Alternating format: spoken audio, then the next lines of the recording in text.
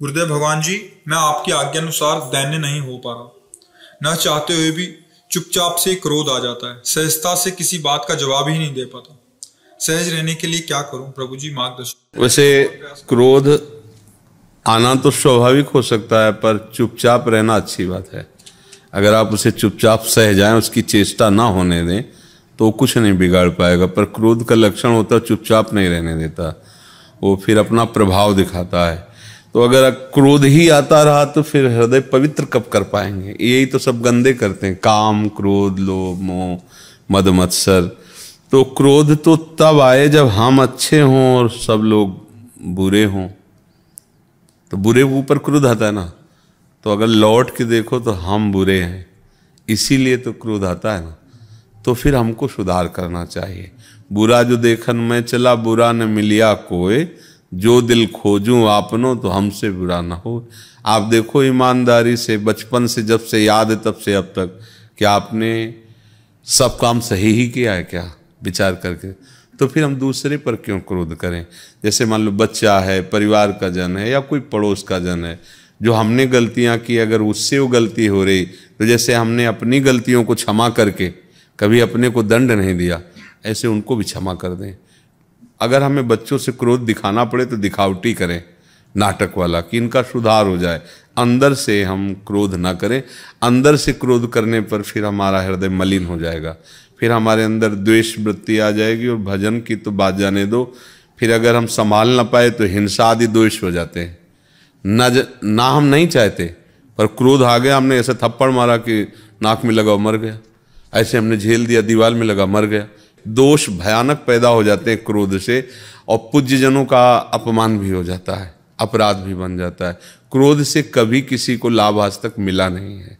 जब कभी किसी को लाभ मिला है तो क्षमा से मिला है, क्रोध से नहीं मिला। आप क्षमा करो, आप किसी पर गुस्सा मत करो।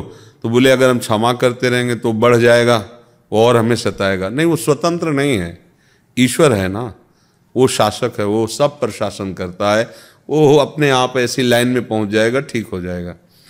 एक मुछ वाले ऐसे थे, बड़ी मुछ थी, तो एक बड़ा चंचल प्रकृति का नवयुवक था, वो उनकी बड़ी मजाक उड़ाता। वो बड़े बुद्धिमान थे, जहाँ वो निकलते था मुछाड़ा बैल से ऐसे, मतलब उसको गलत शब्दों में ऐसे, 2 रुपया दिया, कुछ खा लेना। ये तो अच्छी बात है, विरोध नहीं किया उसने। एक दिन किसी फोर्स का आदमी मुझसे रखा है, वहां से जा रहा तो बस उसे वैसे 4-6, अगली बार वो निकला जो 2 रुपया देते, कुछ नहीं बोला। वो ईश्वर भेज देगा, वो तो तुम चुप रहो, क्योंकि तुम अपनी वृत्ति क्यों बिगाड़ोगे? तुम परमार्थ में चलना चाहते हो, उसको ऐसा मिल जाएगा कि वो उसके पुरिखा भी तृप्त हो जाएंगे। ये एक से एक देखो, अगर ऐसा ना हो तो जो संसार को मिटाना चाहते हैं वो लोग मिटा देना संसार को, कहाँ मिटा पाते हैं? मतलब आतंकवाद है या अन्य जो ऐसे समुदाय हैं कि लोगों को, तो कहाँ वो मिटा पाते हैं? उतना ही कर पाते हैं जिनका प्रारब्ध नष्ट होने का, उसी संयोग से नष्ट हो जाते हैं, वो इसके आगे नहीं।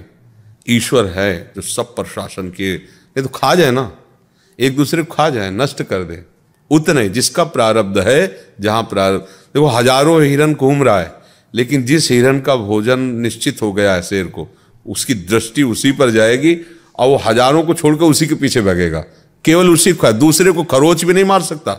ऐसा विधान ईश्वर का सब कुछ है। हमको चाहिए कि हम उसके विधान में राजी रहें, गुस्सा ना करें।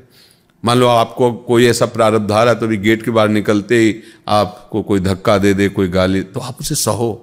वृंदावन आए हैं, कोई पाप था, बिहारी जी उसे नष्ट करने के लिए धक्का लगवा दे, या आपकी जेब काट ले। अब बहुत बड़ी धन की हानि होनी थी, 10-5 हजार रुपया चले गए, कोई बात नहीं, वो देने वाला कोई और है। ऐसे विचार के द्वारा हम क्रोध पर शासन, क्रोध बहुत निंदनीय वस्तु, बहुत निंदनीय। ये अगर अपना रूप धारण कर ले तो बहुत ही मतलब गंदा काम करा सकता है। बच्चों को मार देना, परिवार को मार सकता है। रोज हम कहाँ तक कमाएं, रोज हमें परेशान, चलो सबको जहर दे देते हैं, मर जाते हैं। अच्छा, अपने को भी मार लिया, सबको जहर। ऐसी कितनी घटनाएं होती। क्रोध से आज तक किसी को भी लाभ नहीं मिला, किसी एक को भी लाभ नहीं मिला। अगर किसी को लाभ मिला है तो शांति से मिला है। क्षमा से मिला है। तो हम काहे को गलत मार्ग में जाएं, क्रोध पर शासन करें। अब क्रोध उत्पन्न कहाँ होता है? क्रोध का मूल पकड़े।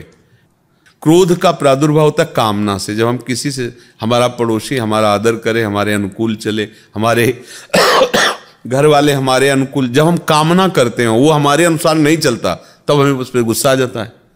तो हमें सोचना है कि हमें भगवान ने दिया है कि जिसके प्रति जो कर्तव्य करना है हमें करना है, वो हमारे प्रति कैसा करता है वो जाने। हमारा कर्तव्य कैसा होना चाहिए पड़ोसी के प्रति, हमारा कर्तव्य कैसा होना चाहिए परिवार के प्रति। अगर हम इस बात को देखेंगे कभी गुस्सा नहीं आएगा। हम देखते हैं कि हम तो अपना कर्तव्य करना पूरा प्रयास से, और वो हमारे साथ ऐसा करता है, हम कब तक सहेंगे, अब देख लेंगे, गड़बड़ हो। ये आपका कर्तव्य नहीं है।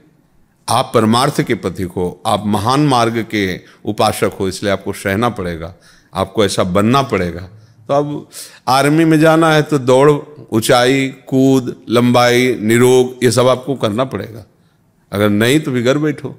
ऐसे परमार्थ में चलना है तो आपको क्षमा के द्वारा क्रोध पर विजय प्राप्त करनी होगी, निष्कामता के द्वारा काम पर विजय प्राप्त करनी होगी, भगवान नाम जपने के लोभ से धन पर विजय प्राप्त करनी होगी, प्रभु के चरणों में ममता अर्पित करके मोह पर विजय प्राप्त करनी होगी, प्रभु के चरणों में अहंकार समर्पित करके अहंकार पर विजय प्राप्त करनी।